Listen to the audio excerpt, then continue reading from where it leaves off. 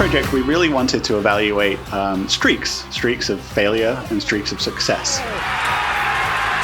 And we wanted to delve into whether these streaks of success and failure were real, whether they existed, or whether they were just what we call a cognitive illusion, which is our brain playing tricks on us.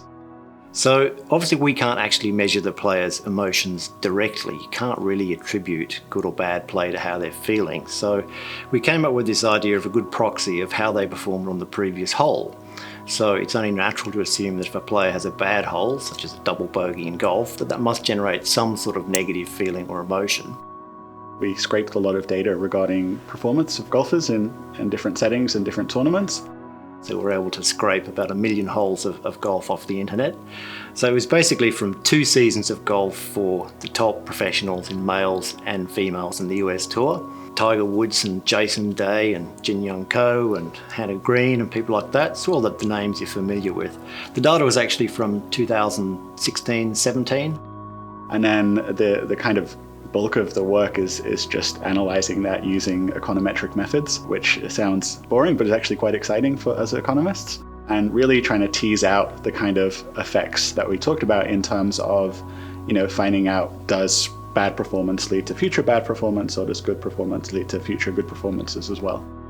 The main thing we found was that despite the fact that all these professionals have presumably had lots of psychological training on how to handle adversity, there still was a significant carryover from bad results on previous holes onto following holes. So you can still measure the impact of bad play on following play, which we presume is due to negative emotions or a loss of confidence in their play.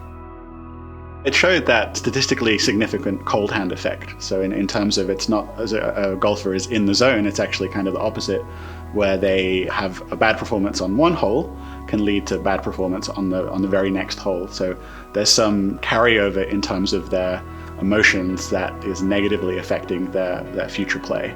It's just evidence of how confidence you derive from past performance is something that influences your future performance. This is a kind of smaller contribution to a literature that's been going on for 30, 40 years now. There was a whole strand of literature that said that actually streaks of success and failure weren't real. They were a cognitive illusion.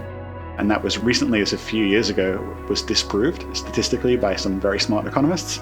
And we now understand that, the hot hand, the cold hand, being in the zone, being out of the zone, for want of a better word, is real. So we're just trying to add to that kind of literature with our example of golf. We certainly haven't produced anything which can tell golfers how to play better. If anything, it just justifies and reinforces the importance of sports psychologists.